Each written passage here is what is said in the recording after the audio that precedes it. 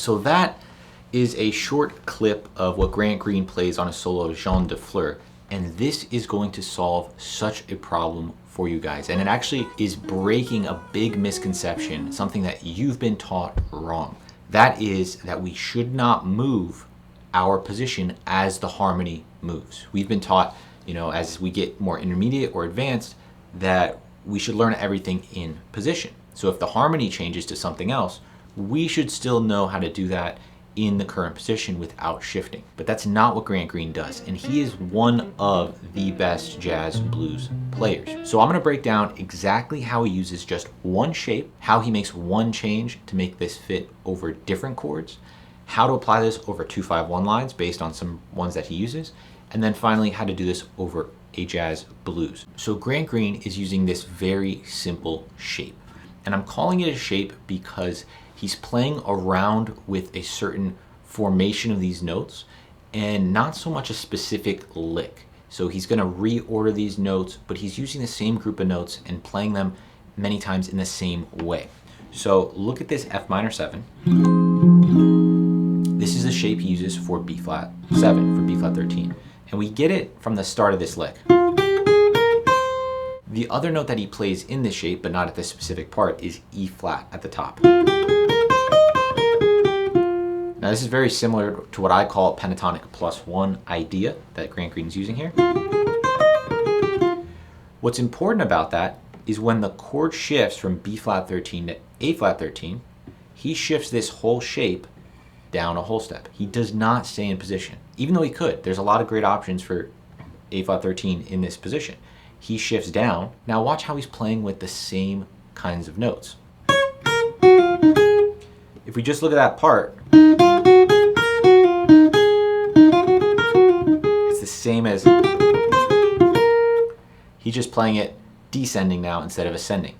But he shifts back and forth between this spot and this spot. And so what this tells us is a lot of times, instead of trying to think of a specific lick or idea, we just need to have a certain shape that fits the harmony that's going to be happening throughout the song. And we could just use that shape and shift around as the harmony changes. Let me show you two examples that Grant uses over this A flat 13 so you can see how he's thinking in terms of shape even as the exact notes change. So the first example sounds like this. Playing around with those same notes, E flat minor and D flat. I'll tell you why it's a 6-note scale in a second. Second example sounds like this. Okay, so right at the end of that, we get a different note, which was B natural. Here's the genius thing from Grant about using this 6-note shape.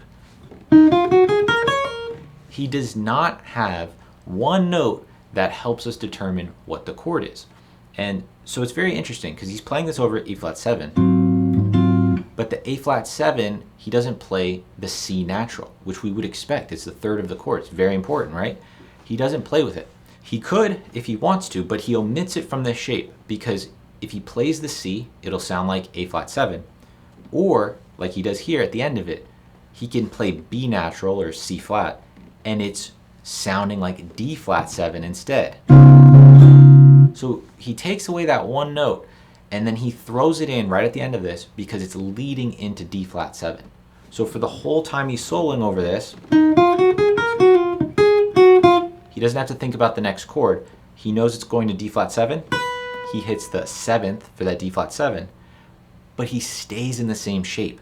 So this is what's really cool. For the A flat 7, he's here, and also for the D flat 7, he's still here. All he changes is he hits B natural instead of C, which he doesn't play anyways. So watch, check it out. I'll play what he plays for the D flat 7, and look how it's in the exact same shape. It's still right around this E flat minor kind of idea, but with the added B natural.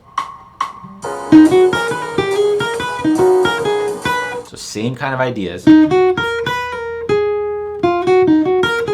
Still with that E flat minor triad. Just emphasis on the B natural. He leads in to the A flat there. He's using the same shape for both. So let's look at this shape more specifically in this context so we can use it for both of these chords. The way I like to think about it is if we have a dominant chord, he's thinking about, or we can think about, the 2 chord for that instead. So instead of the 5, A flat, we go up a fifth, and then that's the shape we're using. That's all for A flat 7, using that shape. I'll play the idea here. So this E flat minor 7, and then if the chord was D flat 7, we do that same conversion. So instead of D flat, we think of A flat minor. The A flat minor chord is right here. So see how it's in the same spot? E flat minor for A flat 7, A flat minor for D flat 7. And it's the same shape. Again, the only thing you'll add is when it switches from one to the other, you make the determination when you want to play C for A flat 13 or B for the D flat 13. But the main idea, you don't need to play any of those notes until you want to, if you want to. Now, after that D flat 13, the chord goes to B13.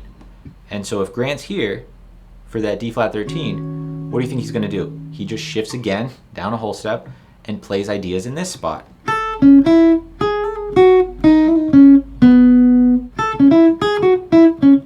And it works for B13. Then when it goes down from B13 to A13, again, he shifts that down again. The way I think about this shape when it's the other one, like the D flat 13 or B13 or A13, is it's based on where your pinky is. So when we're here, this is for D flat 13 because that pinky is a D flat. This is for B13 because that's where my pinky is. And this is the shape for A13. Plays the same kind of ideas.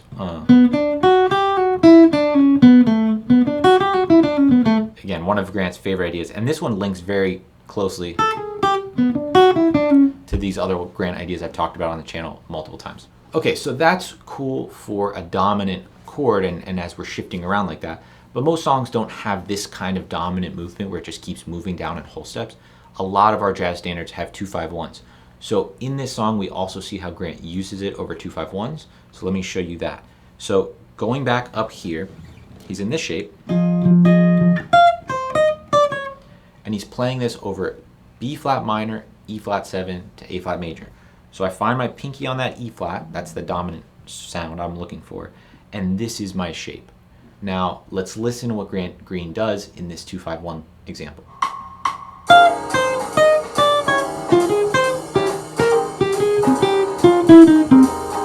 So notice that whole time, other than that first initial reach from F to C, everything is in this spot, whether it's the B flat minor, the E flat 7, and the A flat major 7.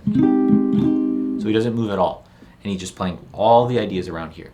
Now we have another 2-5 that moves down a whole step. What do you think he does? He shifts down again.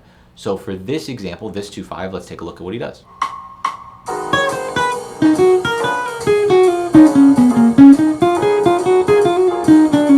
Sounds very, very familiar, right? We're getting almost the exact same ideas that we played before.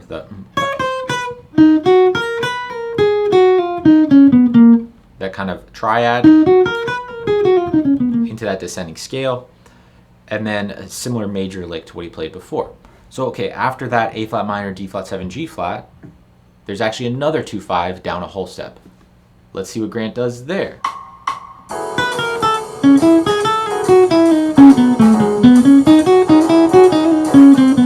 Hold up, that was the exact same lick, just played down a whole step. So Grant is reusing not only this shape, but the exact same 4 measures move down a whole step. So if that doesn't convince you that you can move your shape as the harmony moves down, I really don't know what will.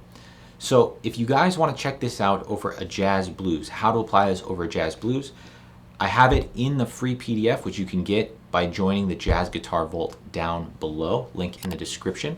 So that will show you how to apply these ideas over an F blues.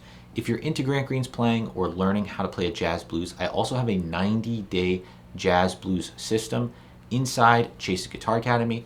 We had a ton of members go through this with a lot of success. We have nearly 200 members inside Chase's Guitar Academy. You get my proven systematic curriculum. You also get daily personalized feedback from me on your playing. It's been a game changer for players. I watch your videos for feedback. I notice little things that will give you instant improvement. We also have great master classes this semester.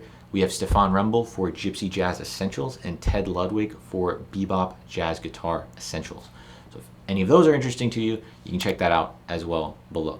So I'm gonna dig into this Grant Green concept. I'll see you guys in the next video.